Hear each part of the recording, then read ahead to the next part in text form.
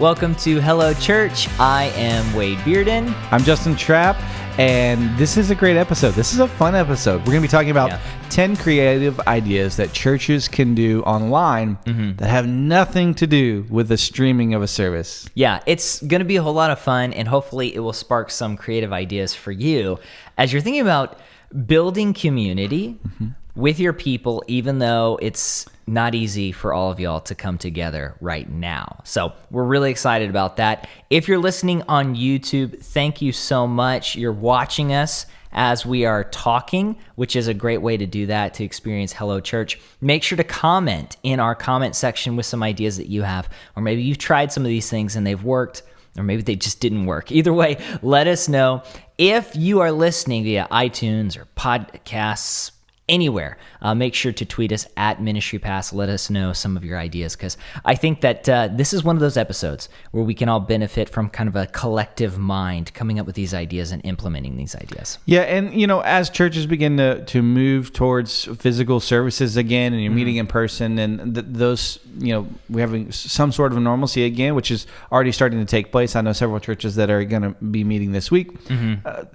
If anything, this has shown us the value of online producing content, creating content that's not stream oriented, but that is content that your people are already used to, that type of content that they're already used to seeing on Facebook. They're watching a 2-minute video, a funny video on Instagram, whatever the case may be. You can create content as a church that some of it may be very spiritual, but some of it might not be. But you continue to foster engagement and community with your congregation and really your digital community. People that maybe live in Kentucky, that moved away, that still miss your church, and they're able to sort of participate in that online. So yeah, I think everyone realizes the power of in-person relationships. 100%. But it's fascinating how many of those in-person relationships begin online now. You meet somebody, you start talking. So if you do something like this as a church, maybe people in your congregation, they've seen somebody else across the building and they haven't talked to them, but they start chatting online and they're like, oh, let's hang out. Let's go to your small group. Let's have dinner together. And this could be a good starting point. Well, we have a good friend, and he recently, he's just hasn't had success dating, right? And he started talking with someone online during COVID, and they started having dates, like FaceTime dates. Yeah. And they had like 5 dates before they ever had a date in person. Wow. And, COVID has been terrible for everyone but him. Yeah. And, maybe the real creative idea is just love all along. There it is. We should end the podcast right now. So we'll see you next time, folks. We will hop into some of these ideas, and some of them are fun. Some of them are unique, and maybe they work for your congregation, maybe not. Yeah. The first one is pastors doing the Hot Wings Challenge. So there is a YouTube channel, you've seen it, where they do the Hot Wings Challenge, and they'll have people on like Shaq or Kevin Hart or Will Ferrell, and they'll ask questions, and there's a progression in the hotness or the the spiciness of the wing sauce. So there's like a board of like 10 wings, and it just progresses. This would be fun. Like pastors, have your spouse come up with some questions about ministry, or maybe about religion, or maybe it's non-church related things, just about you personally or about your marriage. You could get really creative with this, and then ask these questions for each hot wing. And it's just really fun to see how people behave and react when things get really spicy. You can learn so much about a person by what they do when they're under pressure or when they're competing with someone else. And I don't watch the Hot Wings Challenge on YouTube, those videos, but I used to love watching Jimmy Fallon when he first started on the late night, where he would have these games with celebrities. And my favorite was when they would bring up random audience members and pair them with a celebrity, and they would do some sort of stupid game. And it felt genuine, and it felt like you got to know these individuals. Now, do we truly get to know them? I don't know. But I think this is a really fun opportunity for you to get to know pastors and individuals in your congregation. Yeah, no, I totally agree. Another thing you can do, this borrowing from late night TV, James Corden made Carpool Karaoke just like incredibly famous. And they've just been so much fun. I love when he comes out with a new Carpool karaoke.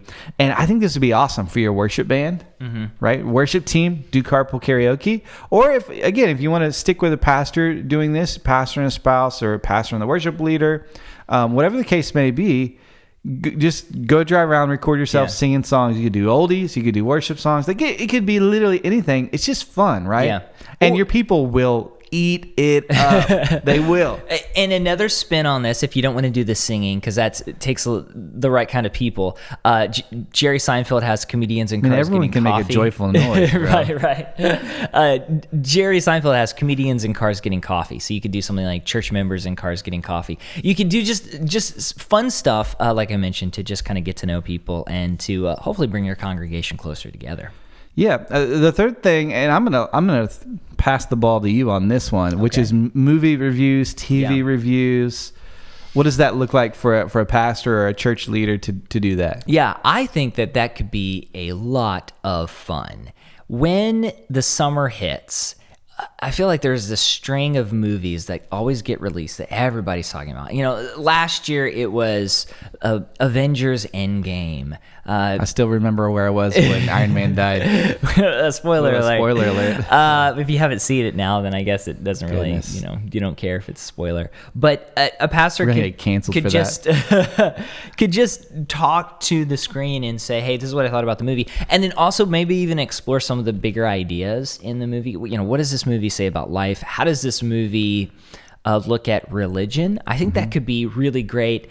And I think there are people in your church that would love to hear that. Even if they don't go to see the movie, they enjoy hearing your take on it. So and you don't have to do that as a pastor. Maybe you get somebody else in your church too. You just maybe have a conversation or interview them, conversation with them. So that could be fun. No, I think that's a great idea. I love that. It's always, pop culture is always very popular in culture. And anytime a pastor or a church can sort of have the conversation that everyone else is having, I think that's great. Another thing you can do that's, it just warms my heart every time it comes on the TV is diners, drive-ins, and dives. Let's take your people to Flavor Town.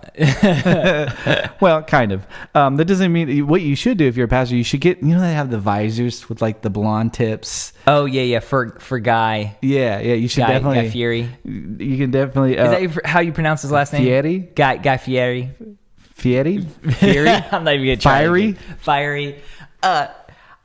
So during this time, I think people are really kind of understanding the importance of supporting local businesses. Yeah. So it could be kind of fun to go to local restaurants and to just review their food. Don't go to the chain restaurant. Don't do like mom and pop, locally owned. And go to a place that you've already gone to and you like, so you're not putting bad reviews out there. But just go to a place and say, oh man, this is their specialty. This is really fun. The person doesn't necessarily the owner doesn't have to go to your church for this to be great. Yeah. But talk about that. And I think people will find it entertaining, but it also helpful. And they're like, oh, I've never been to that place. That could be a lot of fun. I think it's always wonderful when a church can build a bridge to the community, right?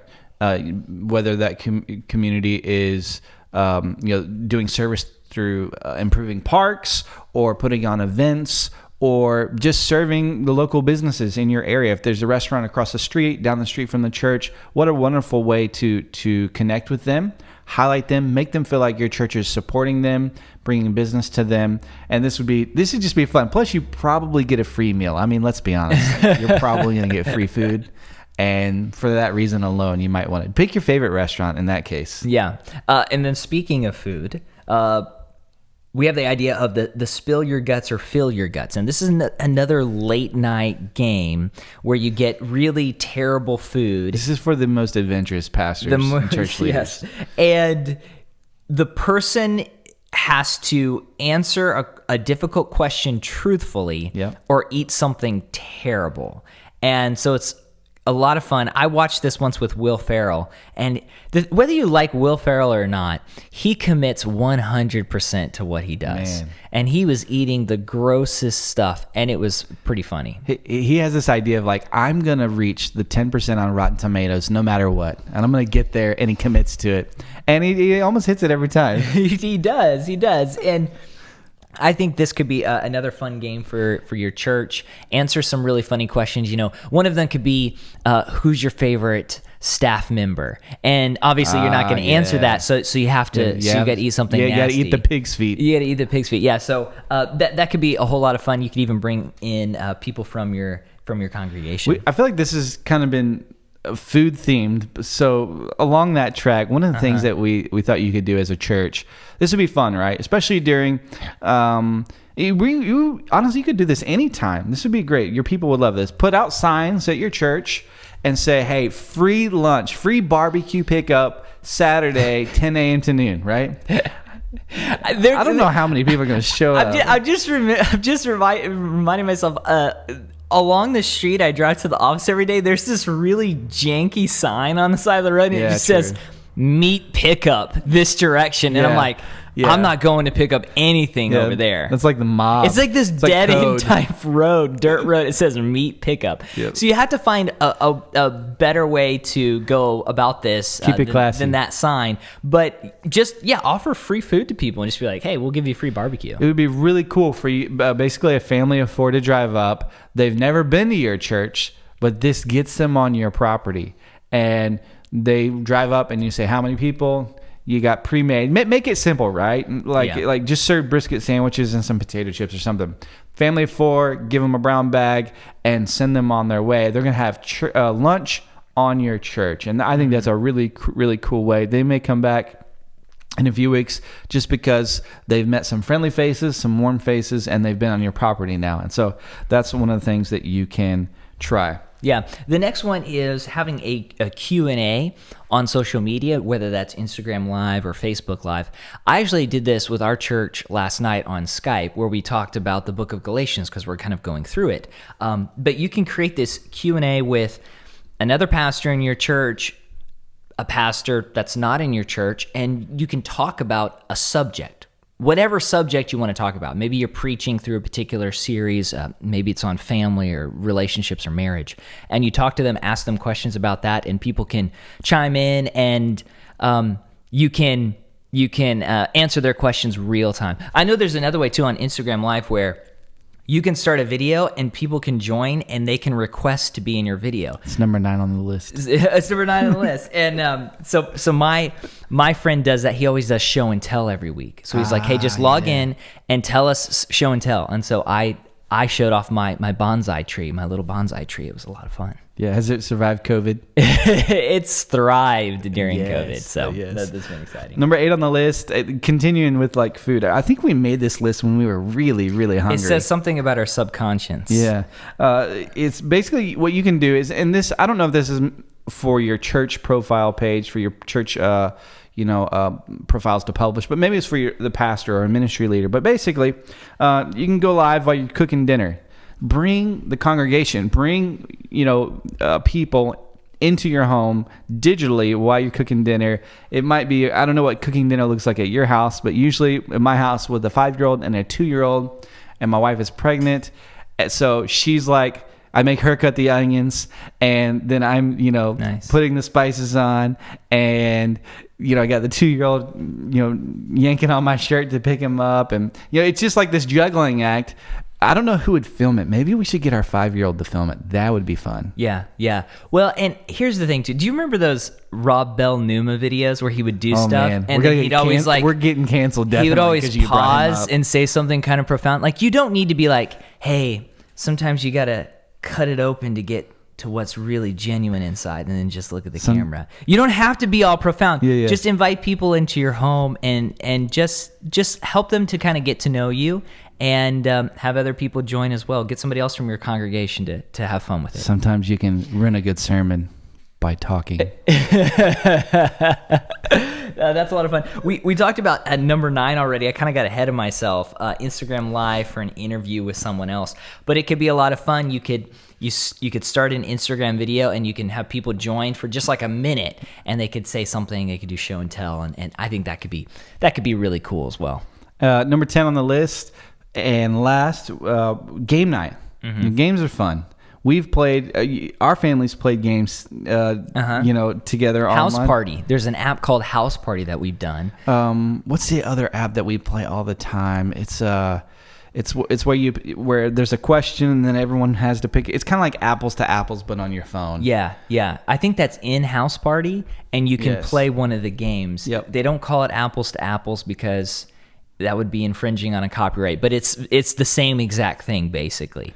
There are also some games we've played in our small group through Zoom, and they have games on there, which is it's fun too. Yeah, you could do a Family Feud. You could do digital bingo. I mean, that would be fun, y'all. Church bingo night on Zoom, right? Yeah. I think a lot of different opportunities for you to just kind of have fun with your congregation and to build that community even if you're not physically together all the time. As I mentioned before, make sure to give us your ideas. I'd love to hear your ideas about this list. We've given you 10 ideas. 5 of them regarded food.